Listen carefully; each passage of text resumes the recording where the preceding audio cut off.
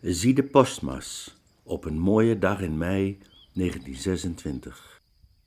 Zo serieus mogelijk staan en zitten ze daar op hun eigen erf in de schaduw van de grote iepenboom.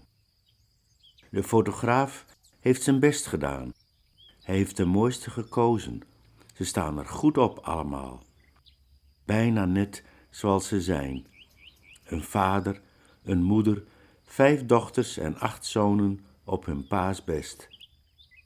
Wat was er aan de hand? Dat ze Roel Elzinga uit Bolsward lieten komen om het hele gezin voor 1 keer te vereeuwigen? En niet te vergeten, kapper Ime van der Meer uit Blauwhuis, om de zware baden van de oudste jongens af te scheren en iedereen het haar wat in model te brengen?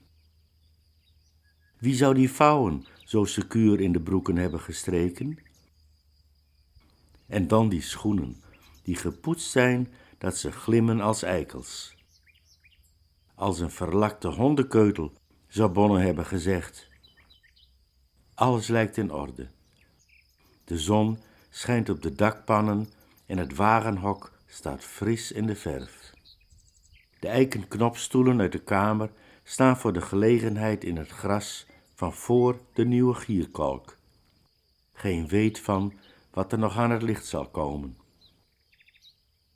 Dit zijn de postmas van de Tempelhoeve in de Zandvoorterrijp. Stuk voor stuk kijken ze ons aan, precies zoals de fotograaf het wilde. Wij kijken terug. Het serieust lijkt boer Obbe Sjoerds postma zelf, als hoofd van het gezin. Ziet hij de bui al hangen? Daar is dan niks van te merken. Hij heeft de winter goed onder en gaat zijn gangen, precies zoals hij het wil. Aan de andere kant van de beide jongsten zit zijn Sjutje, de vrouw met wie hij 25 jaar geleden is getrouwd. Dat ze een half jaar weg moest, is hem het vermelden niet waard. Ze is een voortreffelijke moeder, als ze een beetje in haar doen is. Ze had haar lastige dagen, maar daar was wel mee te leven. Volgens Roomse traditie had ze hem een hele schare kinderen geschonken, achter elkaar, bijna 1 per jaar. Op 1 na rechts zit Sjoerd, de enige die zijn gezicht niet in de plooi kan houden. Dat hij veehoud zou worden in Utrecht moet haast wel in een eerder leven zijn geweest. Het is alweer 4 jaar geleden dat hij daar wat vreemd vertrok en een poosje naar Venray moest. Sinds die tijd hangt hij wat rond in de Rijp. Naast hem staat zijn jongste zusje Dreke, een beetje afzijdig, al helemaal zichzelf te zijn. Anders dan anders en eigenzinnig. Haar ogen laten haar zien van een duistere kant. Om haar had het niet gehoeven, al die drukte en dat gedoe. Schuin achter Sjoerd steekt grote Griet boven de anderen uit. Ze hoort er wel bij, maar eigenlijk ook weer niet, omdat ze al vanaf haar 3e ergens anders is ondergebracht. Eerst omdat het Sjutje te veel werd en later omdat het iedereen eigenlijk wel goed uitkwam. Naast Griet, achter zijn moeder, staat Harm, zeker van zichzelf vooruit te kijken. Als oudste zoon na Sjoerd en boer in hart en nieren is hij de aangewezen opvolger op de boerderij. Dat het over een jaar al zo ver zal zijn, weet hij vast nog niet, maar hij is er klaar voor.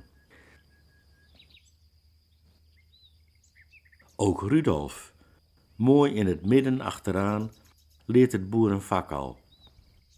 Zo'n groot licht als zijn oudere broer is hij dan wel niet, maar een beter leermeester kan hij zich niet wensen. Dat zal dan wel goed komen, tenminste als het hem niet te veel tegenzit. Tussen Rudolf en Harm in, wat meer naar achteren, staat Bertus ver van zich af te kijken.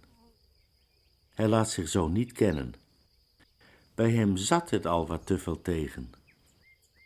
Hij kan zijn zinnen maar moeilijk op een rijtje houden. En dat geldt nog meer voor die andere 2 jongens achteraan. Verder, naar links. Eerst Iep, die hier zo boos kijkt dat je er bijna bang van zou worden, als hij niet beter wist.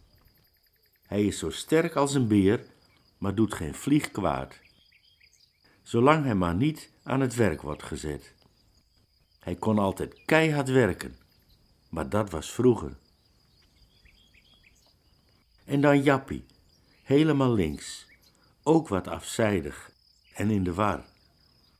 3 jaar geleden nog had hij de hoogste cijfers van zijn klas op het gymnasium in Heeswijk en zou hij priester worden. Toen draaide hij door en kon hij naar huis om wat bij te komen. Daar is hij nu al 2 jaar druk mee. En dan die 3 meiden, die nog lange jaren de vaste grond onder de boerderij zullen zijn. Tjerkje, Gotske en Suske. Van Tjerkje is het hier nog lang niet zeker. Voor de gelegenheid is ze thuis uit Vught, waar ze al een jaar verblijft met onduidelijke klachten. Ze zit niet toevallig naast haar vader. Ze lijkt op hem wat zakelijkheid betreft, en als het een beetje kan, neemt ze het huishouden weer op zich. Sinds haar verkering op niets uitliep, is haar voorland vast de voorhuisweide. Gotske staat pal achter haar, meegaand als ze is. Ze heeft het beste voor met iedereen en is altijd even vrolijk. Zou ze het wel hebben gemerkt dat de dorpsjongens met een boog om haar heen lopen? Ze heeft ook wel iets anders aan haar hoofd. Ze wil misschien het klooster wel in. Suske staat aan de andere kant van haar vader, met een witte strik op haar mooie bos haar. Een heldere tante. Stijlvol ook, aan haar zelfgemaakte jurk te zien. Op de naaischool, haar 7e schooljaar in Blauwhuis, heeft ze het goed gedaan. Met haar zal het wel loslopen. Ja, en dan die beide jongsten nog, tussen hun ouders in. Bonnie, zoals ze hier op zijn 11e nog wordt genoemd, staat aan de kant van zijn moeder.